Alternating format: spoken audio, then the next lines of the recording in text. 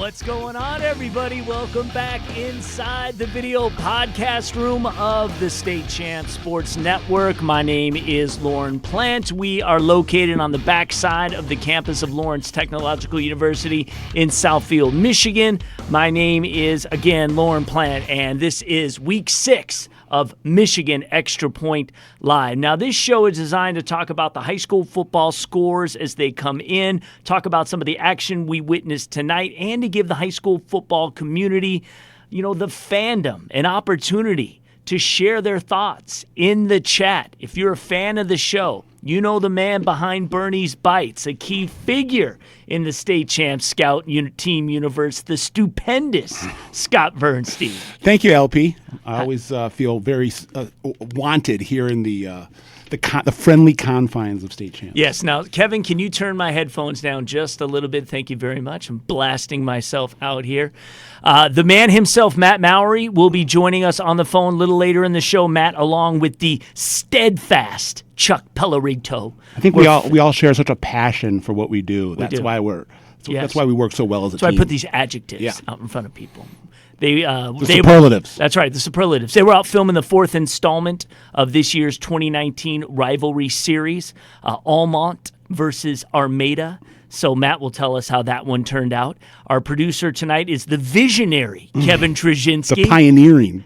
And to my left, the sunflower, the lovely of and State talented. Champs. Yes. Okay, I like it. The Continue. first shine of spring after a long winter's freeze. The first lady of the State Champs Network. The Febreze of what can sometimes get a little foul around here. Jenna Skelsky making her debut on Michigan Extra Point Live. How are we feeling this evening? Well, I'm still a little frozen from the game tonight. I was at Belleville and Fordson, but I'm excited to be here to, teach you guys a thing or two about football. We're ready to learn. Just kidding. We're going to hold Just it to date myself She's a little bit. calling her shot. All right, now. I actually covered Miss Skalski while she was a high school athlete at there St. Catherine's Yes. playing softball. There you go. That's how old I am. Now we're colleagues. Well, yes, exactly. And she's not that old, so No. let's not Yeah, throw her. graduated in 2016, not too long ago. Exactly. So, all right, so Jenna's going to be here to help us out. She's going to read scores. She's going to help us out with some other things and be involved with a little bit of the commercial spots, stuff like that. So we thought we just wanted to kind of freshen up the room, and she, of course, provides that. So before Jenna gets to the scores, which are coming up, we want to appreciate our corporate partners who make this and most State Champs programming a reality. We are presented by, of course, Lawrence Technological University. The LTU football team is on the road tomorrow at Indiana Wesleyan. Blue Devils went 1-1 versus the Wildcats in 2018, but that was an exhibition season a year ago.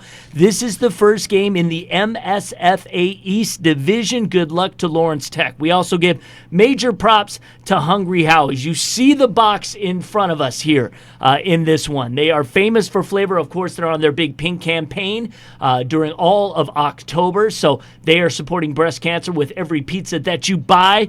Vote in the Hungry Howie's Mr. Football and Anvil Award competitions at statechampsnetwork.com, so make sure you check that out. We also want to tell you that there are some new candidates in the Anvil Award race right now, including Cass Tech center Raheem Anderson II, Mount Pleasant's tight end and defensive end Tyler Huneman. Hall of Fame coach Tim Beckler talks about both those guys in our digital segment you can watch right now on State Champs YouTube channel. Sean Belize and I went over the criteria for Mr. Football and who are maybe the top 3 guys in each category right now. Go watch that on YouTube. Go get your flavored crust.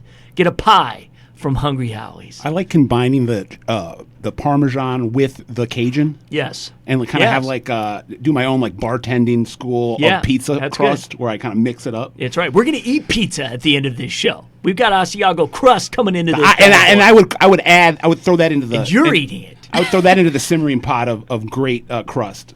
Parmesan, butter, Asiago, and Cajun. What do you think? Is that your favorite? I mean, I'm gluten-free, so. Oh, so she doesn't like pizza. She's like, all right.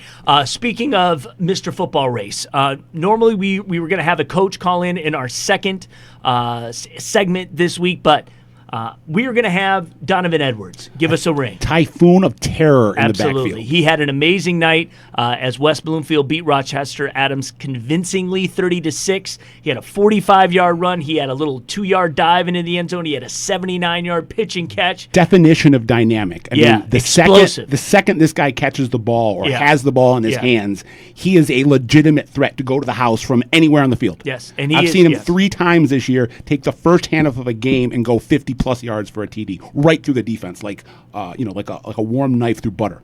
Real deal Holyfield. Oh my God! I mean, he is outside of Mikey Weber, and maybe Prescott Line, that one senior year he had where he had ran for 3,000 yards. This is the best running back I've seen in 12 years in terms of a prospect for the college level. Mikey Weber's the only person that would compare to Donovan Edwards. Yeah. And where is Mikey Weber now? Playing in the league and played at Ohio State. Dallas Cowboys. Backing up Eazy-E. So that's high praise. Yeah. And was Mr. a major force for the Buckeyes under Urban Meyer. There's no question about it. Broke my heart. Yeah. Broke my heart. And Donovan Edwards, there's a reason the guy's got 35 offers. There's a reason people 35 offers, Jenna. There's a reason that people are offers. calling him the number one tailback prospect in the Midwest. And I dare to say, I haven't seen all the tailback prospects in America, but I would guess you could stack him up head to head with any tailback recruit in the country, and Donovan Edwards could hold his own. All right, so we're going to talk to Donovan in just a little bit. So there's that. And also, we want to thank the Michigan High School Athletic Association. They have been big supporters of State Champs the last few years. We have a banner link right now at statechampsnetwork.com that will take you directly to the MHSAA score page. That is where you go for scores. Okay, speaking of scores, it's week 6. What does that mean? Teams are qualifying for the playoffs as we speak. It's time to get scores from teams ranked in the State Champs Top 25. To do that, Jenna Skelski, the floor is yours. The Febreze is here to freshen up the room. So fresh and so clean. So read. All right, so Muskegon took on Jenison tonight, winning 49-10. Cam Martinez, probably the front runner for Mr. Football, another big game. No doubt. All right, and then Belleville also took on Dearborn-Fordson tonight, winning 20-19. That was a crazy game. It was a little sloppy, with primitive terms that I have in the football world, but they finished it up at the end. Yeah. Yeah. That was a 2 versus 15 matchup. Trackers played tough, though. Yep. I mean, they were knocking at the door at the very end of that game. Yep, so. leading 13-6 at one point. We'll have those highlights on State Champs later tonight on Twitter, Facebook, YouTube, but also on Fox Sports Detroit on the State Champs show. Mm-hmm. And then next up was Clinton Township, Chippewa Valley. They took on Warren Mott, winning 31-7. Who would have thought? Let me just make a quick comment about Scott Merchant. Great coaching job this year. Who would have thought that, they lost all of that talent, one of the greatest teams Macomb County has ever seen, and they've come right back, and they're, I dare say, almost just as powerful as they were last year. Absolutely. Having a chance to go back to Ford Field and repeat. Already now qualified for the playoffs at 6-0. And then next up we have West Bloomfield, who took on Rochester Adams, winning 30-6. Yep, we just mentioned that. We'll talk about that later. All right, and then Oak Park faced Birmingham Seaholm, winning 41-21. Pulled away at the end there. Mm-hmm. And then Rockford beat Caledonia 10-7. Yep, who would have thought Rockford 6-0 to start this season? Not I. We've got them ranked 6th in the state right now. One of those glamour programs, but didn't have a ton of the stud players that you look at and be like, okay, this is going to be a great Rockford team. But sometimes that doesn't matter. They're good high school football players. Speaking of great teams, the next one. Davison beat Grand Ledge 63-21. The Brendan Sullivan train keeps on a-rolling. Yeah, no doubt about it. Davison is going to be a force to be reckoned with moving forward. They are in the playoffs. All right, and then this is a big gap here. Muskegon Mona Shores faced Grand Rapids Union, winning 56-0. Yeah, no surprise. Caden Brosmer, one of the more undervalued quarterbacks in the state. And then kind of the same situation here. Birmingham Groves faced Troy Athens 49-0. They're looking Big primed. Mm-hmm. Bouncing back big since that loss to Oak Park. All right. And then Mount Pleasant faced Midland, losing 22-21. Yep, that was an 11-17 matchup, and could have gone either way. Both teams undefeated coming in. Good on Midland for doing that. Speaking of rival series, we'll have the annual Midland Dow Week 8 matchup as our featured rival series game. That's always a doozy. Please continue. All right, and then South Lyon went on the gridiron against Waterford Mott, and they won that one 51-12. Yeah, Mott is just Mott's struggling. They struggling. had that They are run on of the struggle bus. for a team that barely made the playoffs. They had a run there where I think they made it 4 out of 5 years or something, and now it looks like they're going to miss 2 straight years. So. Yep, South Lyon on the other end playing very well. Yeah, coming back off that that league championship team last year that ran the table in the regular season and is looking. They brought 90% of the roster back, and it's haven't missed a beat. Yeah, bounce back win for Lake Orion. Yep.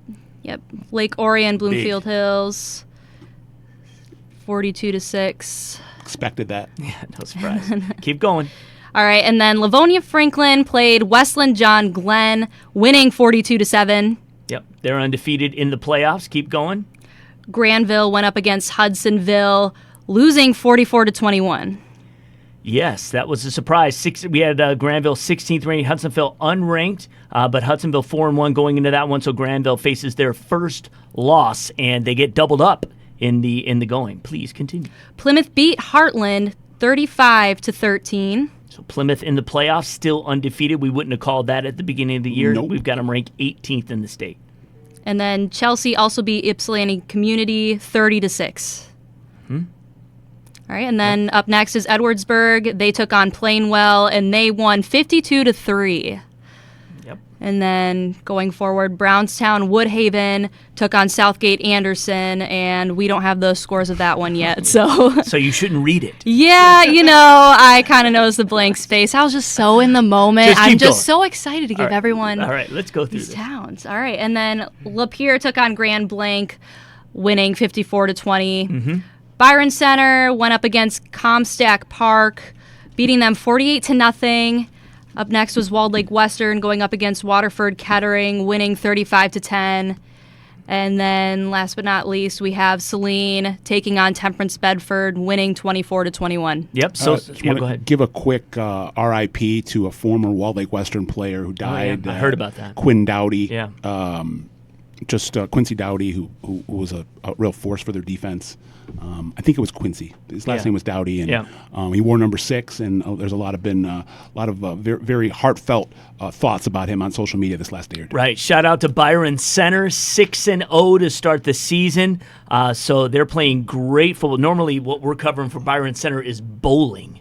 So the fact that the football team is being as dominant as they are right now, congratulations to them. Obviously, a huge win. And 48-0. Granted, they were playing 1-4 Comstock Park, but they continue to roll. We've got them ranked 23rd in the state. The state champs rivals game, we'll talk about that when Mallory comes on in the next segment, so you don't need to give that score. But we did have some other key games that we want to get to. And this time, we're not going to interrupt you. So I want you to just roll through all these scores, and then we'll comment on a few of them when you're done. Go for it. Okay. All right. So Escanaba went up against Menominee, winning 26-20. Fowlerville at Mason, Fowlerville losing 21-14. Iron Mountain up against Calumet, 15-14. So Iron Mountain won. Hudsonville Unity Christian took on Zeeland West, losing 20-14. Schoolcraft went up against Constantine, winning 27-24. We don't have the score yet for North Branch in Richmond, but moving on, we have Pontiac Notre Dame, who played Noblesville Guerin Catholic. Yep. Guerin Catholic. Guerin. Yep, exactly. Who will take on a Brother Rice team next week. Yep, and Pontiac lost that game 34-23. We have Marine City, who took on Clausen tonight, winning 44-6. And Pewamo Westphalia, always a fun name to say, played Livonia Clarenceville, winning 49-8. And of course, we have Ithaca and Hemlock, and Ithaca lost 30-6. Up next, we have Ludington. They played Muskegon Orchard View, and they lost 30-14. Farmington at Auburn Hills Avondale, who won 51-24. And then we have Sanford Meridian, who played Beaverton tonight. Beaverton won 20-0. Up next, we have Southfield A&T, who took on Clarkston tonight, and they lost by 22 in overtime. 22-21 in overtime. Mm-hmm. That was 2 teams fighting for their proverbial playoff lives. Yeah. Yes, and it was Clarkston winning that one, huh? Yep. Boy. Well, good for them. I knew they would find themselves back. So continue, please. Allendale faced Grand Rapids Catholic Central tonight, losing 20-19. Holt played East Lansing, winning 21-14. And after that, we have Goodrich, who took on Lake Fenton, winning 49-14. And Ravenna took up Montague, winning 17-7. And St. Joseph played Portage Central, winning 34-7. And this one hurts to read. Detroit Catholic Central lost to Warren De La Salle, 14-3. I'm a CC fan. That's so. all right. It's all right. Keep reading. All right. And then 8-player.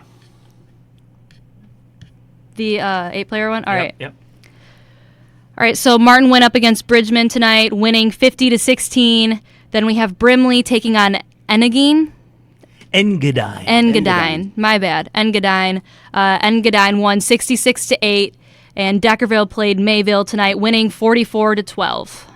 Okay. In fact, we'll have highlights of that game. We have 8-player football on State Champs this week, and so highlights of the Deckerville-Mayville clash will be on the show this week. We'll talk about some of the other matchups that are be coming up. If you're interested in seeing the updates in Matt Mowry's top 25 rankings, he also ranks the smaller schools and 8-player football too. Click the rankings list. Rankings link at statechampsnetwork.com. So that's where you go to get that, and Matt does a great job, does a lot of work in that. So a couple just quick notes here before we go. We've got Donovan Edwards coming up after the break, but I do want to mention a couple of things here just on those scores. Number one that was really surprising to me is the fact, Detroit Catholic Central losing to Warren De La Salle, that just kind of puts the Catholic League back completely in play. So murky. Exactly. If Rice beats Orchard Lake tomorrow, then we're all right back even, which is usually what it is every year. Offensive firepower seems to be at a premium in the Catholic League Central right now. There's not a lot of great offensive teams. Orchard Lake St. Mary's seems to be the one that can generate more offense than the rest, but when it comes to Catholic Central, De La Salle, and Brother Rice right now, when they're playing legitimate competition and they're not playing Sisters of the Poor, they're having difficulty generating points. Yeah, and how about Hemlock? 3-2 Hemlock takes on Ithaca, who was undefeated. Yes, 30-6 they win that one. So good on them. I don't even remember what their nickname is, and I usually remember most of them. So good on Hemlock to get the win in that one. Farmington and North Farmington are putting 2 weeks they play.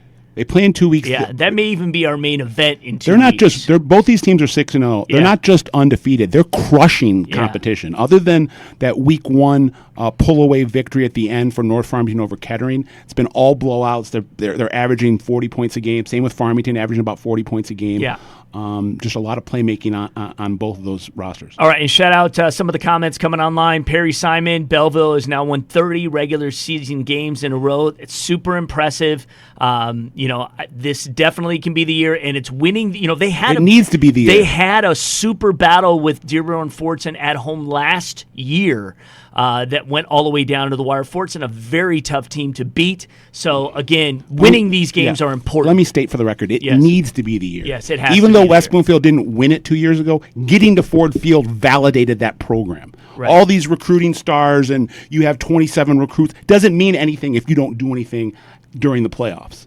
So, I mean, to me, it's Ford Field or bust for Belleville this year. I'm not saying they need to win it, but they need to make a run to Ford Field with the kind of talent they got on that roster. Right. So it said because it's by far, when we're talking about college recruiting, it's by far the best roster in the state. It is. Yep. 2-point conversion was the reason that Clarkston beat Southfield A&T. That was at their homecoming game. So we appreciate those comments. We got that on YouTube, on the YouTube watching this right now.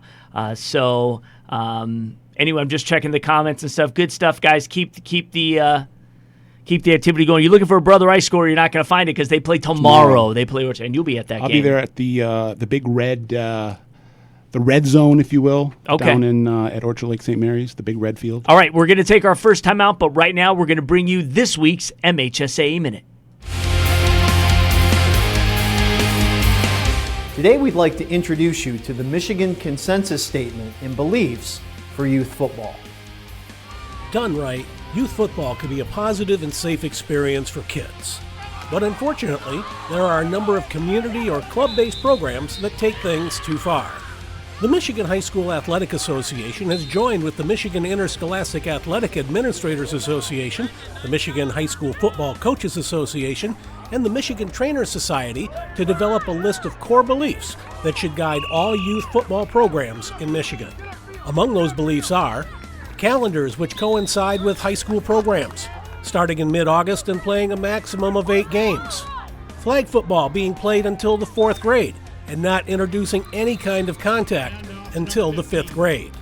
Focusing on skill development for all participants and learning multiple positions, and practice limitations that are patterned after MHSAA programs for the length of time and the amount of full contact.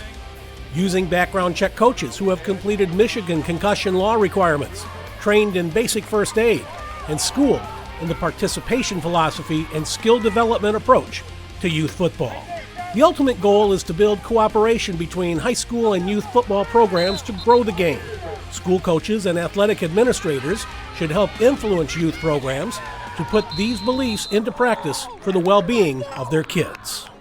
You can read the entire statement on the football page of the MHSAA website. I chose Lawrence Tech for the architecture program and volleyball team. Architecture is a great fit for me because I love math and design. Now I combine them with technology to create beautiful structures. At Lawrence Tech, I didn't have to wait until my 3rd year to start designing. Our hands-on education begins right from day one. And I'm really excited about LTU's Design Center in Detroit. Lawrence Tech, where Blue Devils dare. Hungry Howie's wants to thank you. Yes, you, how long can I stay on this couch guy? Super Dad who prevented birthday disaster. And the late night study group that ordered 17 pizzas. Thank you to the Holy Moly Did You See That fans. And thank you, Whole Slice and One Bite Kid. Because for every pizza sold in October, we make a donation to the National Breast Cancer Foundation. And together we've raised nearly $3 million just by doing what you love. Hungry? Howie's. This is Alan True from 24/7 Sports with this week's State Champs Recruit Report, brought to you by My Student Aid. The Ohio MAC schools have been aggressively recruiting the state of Michigan recently. The Toledo Rockets came up and offered several players from the state, including Oak Park safety Jalen Mines. 6'2", 185-pound junior Mines now has several offers, including Iowa State, Kentucky, and now the Rockets. Toledo also offered Detroit Cass Tech defensive lineman Clarence Wilson, 6'3", 250-pound junior, who has 4 offers total. Wilson says he's hearing from several Big Ten schools as well, including Michigan, who he's set to visit, and Purdue. Speaking of Ohio MAC schools, Bowling Green came up to Michigan and offered several players from the state as well.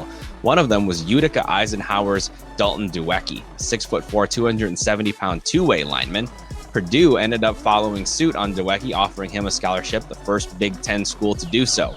Look for that to not be his last, though, as Duecki has been a dominant player and a varsity player since his freshman season. For this week's State Champs Recruit Report, I'm Alan True. The Recruit Report is brought to you by My Student Aid, Michigan's go-to resource for student financial aid. Go to michigan.gov/MIStudentAid for more information. All right, what's up, everybody? Welcome back to Michigan Extra Point Live. My name is Lauren Plant. Jenna Skelski joining us on the broadcast tonight, and Scott Bernstein. And joining us on the phone right now, I just saw this guy put up a great performance tonight versus Rochester Adams. His name is Donovan Edwards. He is a Hungry Howie's Mr. Football candidate. I know his quarterback is now definitely wanting to have himself be considered to be on that list as well. We shall see how that turns out. But Donovan joining us on the phone right now. Donovan, thank you for giving us a few minutes tonight. We appreciate it. For sure. It's great to be on here. The premier playmaker in the OAA Red, Donovan the Dominator Edwards. Because you have been dominating the competition this year, Donovan. Just talk about the whole season and just kind of coming back off that injury last year. Only played half a season, and you know it's just you've been a blockbuster success in your junior year. Yeah, I think I've had like a real big chip on my shoulder. After coming off of a huge injury like the way I did. So I just decided, just to play extremely fast, run extremely hard, and just do the things that I can't do to win football games for my team. Yeah, no doubt about it. And, of course, as has been most years, heavy expectations on West Bloomfield. And I know that you talk about a chip on your shoulder or a bad taste in the mouth. All the guys who were a part of the state finals run a few years ago and not being able to close that deal. And Donovan was a freshman on that team. Exactly. Was getting touches. That's right. And now this group, you guys feel that responsibility that you're the ones who want to take the Lakers over the top. Obviously, this was a big win tonight. You had some big plays. Obviously, the 79-yard pitch and catch between you and Harris was electric, and that was great. And then, obviously, your 45-yard run that you had in the first quarter was great too. Talk about just the way that this group now is playing. This is pivotal. You guys are 5-1. You win next week. You're in the playoffs. But I know it's one game at a time. But just when I was paying attention to kind of what Coach Bellamy was talking to you guys after the game. Just talk about where the head of this team is at right now, because it's so competitive each and every week that you need to be at your best each and every week. Yeah, without a doubt. With C.J. Harris, how you mentioned him, he really got us rolling. He's a great leader. Yeah. He got our whole entire offense straight. He basically, just said to us, look, we got to get this together. And I'm thinking, I'm a big factor, a part of this offense. I want to get my other guys involved. That's what I tried to do today. But it's all about the leadership. That's just what it is. Donovan, let me jump in there for a second. Looking at you from a prospect stance and an evaluation, obviously you got the sprinter speed. You're a home run threat times 15. I mean, when you get into the open field, it's over with. But to me, what's the best thing about you as a recruit is your vision. You seem to be able to read where the play is going before the play goes there and hit those holes, a good half a second before the first defender is touching your jersey. What do you attribute that to? Is that something you've always had or something that you think you kind of developed through your varsity career? I definitely developed it. I think my freshman year, my vision wasn't good. And my sophomore year started to get better. But now, I think, coming with my vision, trusting my offensive line, trusting the upbacks that we have, I think, I just read, I read the defense before, the play happens. So I see linebackers blitzing, so I would know where to go before anything happens.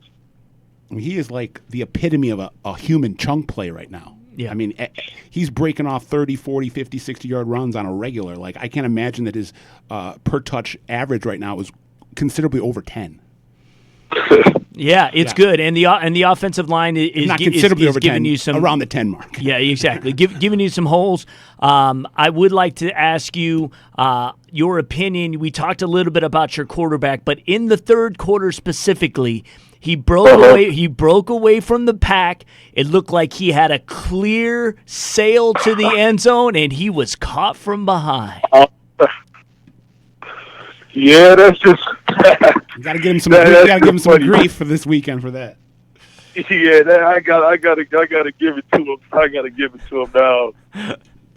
But credit to CJ, and Donovan mentioned this in a question that we asked him a couple minutes ago, but something clicked last week in the fourth quarter. Just kind of a light bulb went on, and all of a sudden this West Bloomfield offense that was having a little bit of growing pains, recovering from not having Lance Dixon anymore, not having the all-world wide receivers that they've had the last couple of years. Right. Something has clicked, and they're rolling now over what happened at the end of last week against Lake Orion, and then taking out a really good Rochester Adams team by a substantial margin, a Rochester Adams team that took Lake Orion down to the wire. Yeah. So I guess the last thing we want to ask you is kind of expand on what you said before, but what's been the difference in the last, let's say, a game and a quarter? Yeah, and the biggest difference between this year's team and last year's team. Oh, basically, it's like last year's team, it was like everybody was more experienced, we had Trey Mosley, who's at Michigan State, We had Lance Dixon at Penn State. We had like all these like freakish athletes who can do everything. But then, you know, we lost those guys. We brought some more people in. You know, Ethan Bunch, Chase Glover, and everybody else. And I think that those two specifically, I think like because this is their first year starting on varsity, I think like they're doing an amazing job. You know, Ethan Bunch had 4 touchdowns last week. You know, it kind of went from a quiet playmaker to a pretty loud playmaker in a matter of a couple minutes. Yeah. I think I'm very proud of what Ethan did that game. I've been trying to just encourage him. You know, like we gotta just pushing, you know, just getting better in practice, because practice turns games into just everything. There's definitely been an injection of confidence in this group the last 2 weeks. Yeah, I think you know, coming in like the first couple of weeks, it was very, very slow. You know, we weren't as fast as we are now. We didn't put up as many points as we do now. We just grew. You know, we just grew a lot. And I think it's just it was a confidence thing at first, but everybody has confidence in our offense now. So we have to roll with it. Yeah, you guys are playing the best football you should right now at the most critical time of the season. I do want to ask you before we let you go, Donovan Edwards, that's what we're speaking with from West Bloomfield, fine running back. Obviously, your recruiting stature right now is growing.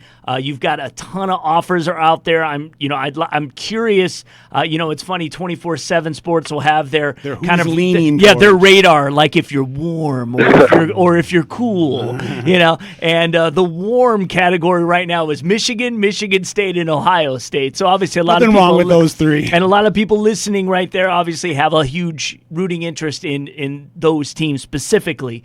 But I'm just curious, how is the recruiting process going? How have you been able to deal with it? And what kind of, how are you just basically handling all the attention and still being able to focus on what you need to do?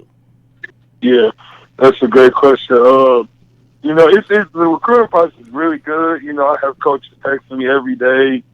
You know, I just think like whatever school I choose at the end is just the best school for me.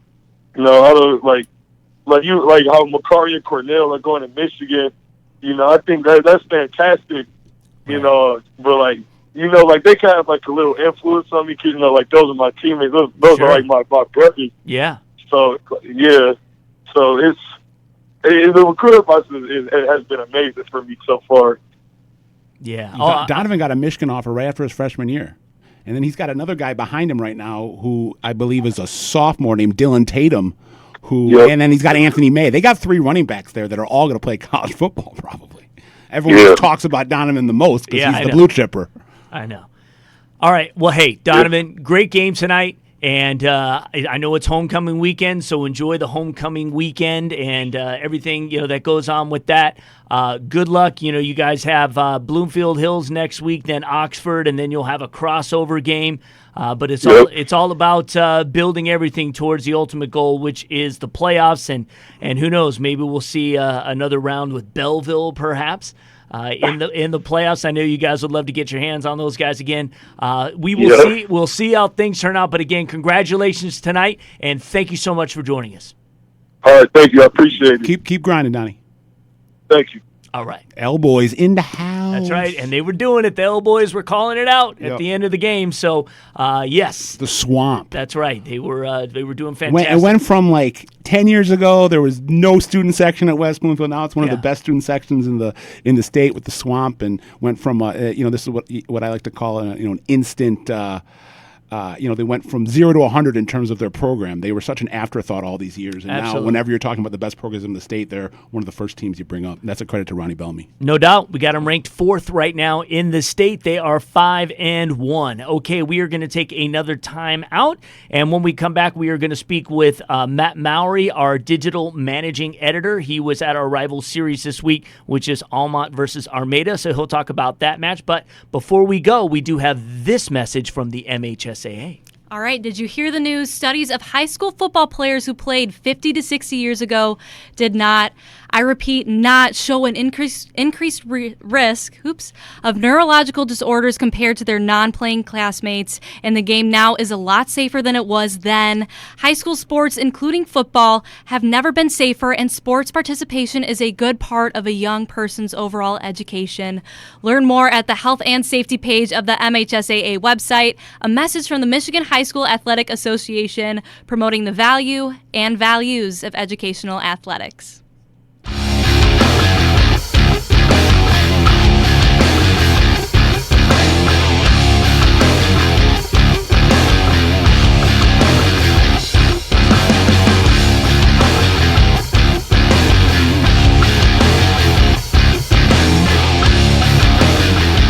Hungry Howie's wants to thank you. Yes, you, how long can I stay on this couch guy? Super dad who prevented birthday disaster. And the late night study group that ordered 17 pizzas. Thank you to the Holy Moly Did You See That fans. And thank you, Whole Slice and One Bite Kid. Because for every pizza sold in October, we make a donation to the National Breast Cancer Foundation.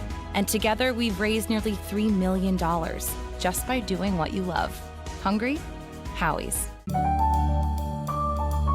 I chose Lawrence Tech for the architecture program and volleyball team.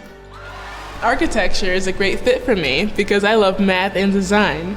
Now I combine them with technology to create beautiful structures. At Lawrence Tech, I didn't have to wait until my third year to start designing. Our hands-on education begins right from day one. And I'm really excited about LTU's Design Center in Detroit. Lawrence Tech, where Blue Devils dare.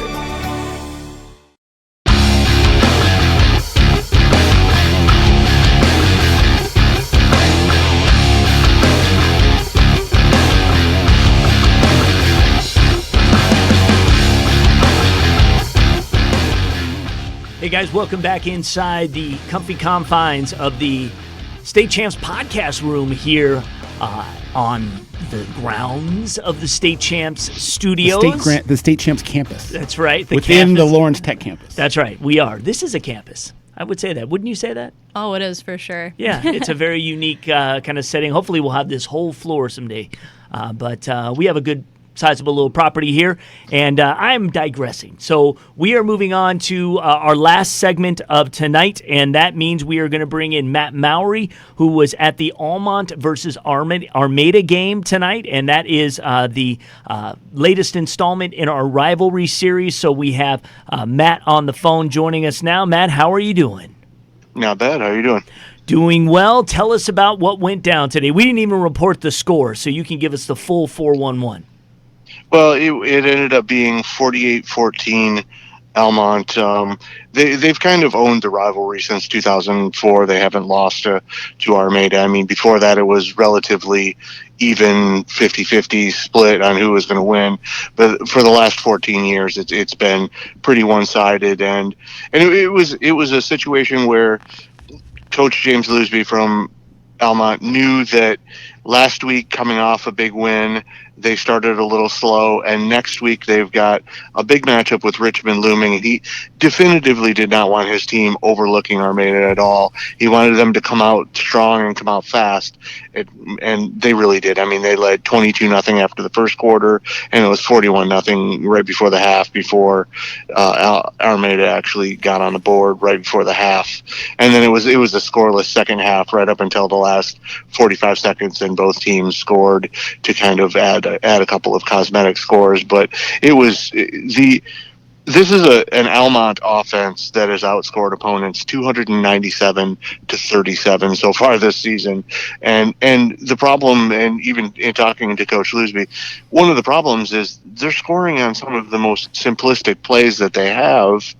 So they really haven't opened up the playbook at all. And he said, they ran spread a little bit in the second half today just to kind of test it out, because they haven't had to, because it's been, just a handful of plays that they've been running over and over again. And it's a very good offensive team. Now, obviously, next week against Richmond, they've got a 6-0 Richmond team that's basically, that game will settle the Blue Water Area Conference title. So it's going to be a tough test, but they got one of the goals out of the way today, and they clinched a playoff berth for their 10th straight year and 13th time in 14 seasons. One of the interesting things when reading your article, and you should always do this, we do a couple things preparing for our Rivals Week coverage, is that Armada's probably most famous alumnus, Dick Enberg, the Hall of Fame broadcaster, and a 1952 graduate. And voice of the UCLA Bruins when they had Kareem Abdul-Jabbar and Bill Walton. That is correct. And he was a quarterback for the Tigers back then. And, it's always fun, I'm sure, when you get a chance to kind of do some of the research on the schools themselves and the cities and the teams. And you always kind of dig up, some interesting nuggets. Yeah, and one of the things I was trying to dig up with this one is to find out exactly when the first time they played, because this rivalry dates back somewhere in the early 1900s. And actually, the junior varsity coach at Almont, Jeffrey Bukalski, was very instrumental in helping me kind of dig this up, because it's something he's taken an interest in over the years, in part because his father and his father's twin brother both played at Almont, and his grandfather played there in the 1940s. So he knows that, having listened to his grandfather's stories over the years, that they played in the 43, 44, 45 range when his grandfather was in school. And he knows the first Almont team was in 1910, but we're not really sure back in the kind of the mists of time when exactly the first meeting was. But this has been one of those, every time they change conferences together, whether it be the Little Six back in the old days, before the 1950s, and then it was the Southern Thumb Athletic Association, the STAA, and now it's the BWAC, the Blue Water Area Conference, and they've always gone hand in hand. And like I said, it's not been as close a rivalry over the last couple of years, but this used to be a war back in the day when, it was Ed Wustenberg was at Armada and Gary Carsons was at Almont, and one of the assistant coaches likened it kind of to a Bo and Woody kind of thing that they had going back and forth. And it was back in those days, it was a heated rivalry and a very close one. Yeah, and again, the history. Not just the schools, but of the cities. Armada, which is in Macomb County. I love these little notes he had. 494 was the population back in 1870. The first schools were in the 1830s. They were these one-room schoolhouses, 0.76 square miles. Wow. That's all it is. Now, in Armada, on the other side, that is a Lapeer County city, 1.42 square miles, just 837 in 1880 was their population. And their high school was built in 1884, but then it was burned to the ground in 1927. I say to the ground. I'm being, and then Union, hyperbolic. Then Union High School built in 1876, and that burned in 1881. So, there's so much crazy history and all of that, that go on between these, small towns and small cities. And again, these rivalries have been going on a long time. That is the whole purpose of what we're doing. It's not about the wins and the losses. It's about the battles and the Johns and the Joes, getting at it and going after it for decades. And I know that there are always fans in there who can remember when they played in this rivalry. So we appreciate you, sir. Keep doing it. Where are you going next week, sir? We are going to Plainwell versus Otsego. We'll be back over to the west side again. Yep, and that is another long-standing rivalry, and often when you read publications, that one is mentioned, in that top kind of 8 or 9 as the tops in the city. Do you know, Jenna Skilsky, where Plainwell and Otsego locate? No. Exactly. That's about it. The long and short of it. So she has no idea where she's going. So, all right. So here's what we want to do. Matt, thank you. I want you to stay here with us. Stay on the line as we kind of wrap up the show here. We want to take a look ahead as to what are some of the games in Week 7 that we'll be looking forward to. So why don't you tell us what those matchups are there, Jenna Skelsey? Do you have those in front of you?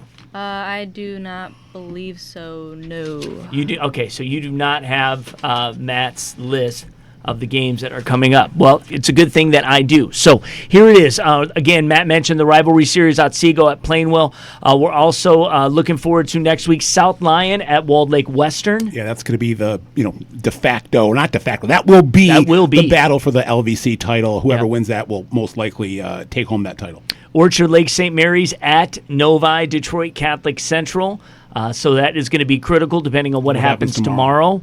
Romeo at Macomb, Dakota. That will be big for both of those schools. Port Huron and Port Huron Northern, obviously always a huge rivalry between the two. Hudsonville will be at Rockford. And again, Matt, we were talking about it earlier in the show. Rockford just keeps on winning. It was a narrow margin, though, tonight, wasn't it? Yeah, it was. 10-7, it looked like? Yeah. Yes, it was very, very close. They won 10-7 over Caledonia. I got some stats on. Oh, and Matt, since I have you on the line, and I just kind of mentioned it, how about 3-2 Hemlock beating Ithaca 30-6? Yes, the Hemlock Huskies pulling it off. You knew it. I didn't know the mascot, but you did. That's unbelievable. So, Grass Lake at Addison next week. Just real quick, Go ahead. Back one thing. I just got some text from the Walled Lake Western people. Some stats on Zach Trainer, Mr. Football candidate, junior quarterback. 22 of 30, 325 yards, 4 touchdowns. Another blistering stat effort by Mr. Trainer. No doubt about it. So that's going to be a good one next week, South Lyon and Walled Lake Western. We've also got Clare at Beaverton next week. As we mentioned, Guerin Catholic, which is an Indiana school, will be at Brother Rice next week. So we'll be able to have that game on both State Champs Indiana and State Champs Michigan. So Davison at Warren De La Salle, that's a huge one. That's going to be very exciting. That might be our main event right there. Eager to see that Sullivan go up against that De La Salle defense. Yeah, that will be really interesting. Zeeland East at Byron Center. Again, Matt, we were talking about Byron Center. They win again. They just keep rolling along. Like I said, we used to cover them in bowling, and but here they are, rolling along. Battle Creek Lakeview at St. Joseph next week. St. Clair at Marine City. Hancock at Iron Mountain for you Youpers. Maple City Glen Lake at Kingsley. Almont at Richmond. Matt already alluded to that one. In Freeland at Swan Valley. Let me give one before we leave. I want to give a shout out to Royal Oak Shrine, starting the season 6-0 for the first time in that's where you were. 8 years. They beat Waterford Lady Lakes 34-7. The first time they've beaten Lakes, I believe, in 8 years. They have a really nice sophomore class. Quarterback Connor Benson, tailback Jacob Sanders. Benson threw for about 185 and 2 touchdowns. Sanders ran for about 175 and 2 touchdowns. Ripped off a 75-yarder in the fourth quarter to put the game away. So the future's bright over at Shrine and Coach O. All right, before we go, look what we have here, ladies and gentlemen. So, Hungry Howie's hooking us up. And we are definitely going to eat this. Jenna will not, since she is gluten-free. It has nothing to do with Hungry Howie's. But pretty good. Thank you guys for watching tonight. And make sure you watch State Champs this Sunday at 9, Fox Sports Detroit. We'll have highlights of all the games this weekend. Bottoms up. This is the Austriago crust. This is fantastic. Flavor crust, bottoms up. Please support Hungry Howie's. I shouldn't have taken a bite because not anymore. I cannot finish. But I do want to tell you guys again, make sure you support our sponsors. It's real important. We'll see you next week on Extra Point Live. We got a lot of stuff that will be loaded up, tons of content this weekend. So please follow us, Facebook, Instagram, Twitter, YouTube, like, subscribe, and most importantly, please share. Jenna, I think it was a pretty easy go of it. Privilege, Jenna. All right, yeah. It's going to get more difficult as things move on. Sounds good to me. Okay. Got to learn, right? You're right. She is an eager beaver. So, all right, There's guys. been quite a few young ladies in her spot in the past years that have gone on to do some pretty big things. So, Jenna, yes, they have. You got some pretty big shoes to fill. We know you're gonna. That's right. She's got a great attitude. And thank you all for participating in the chat. And we will see you next week.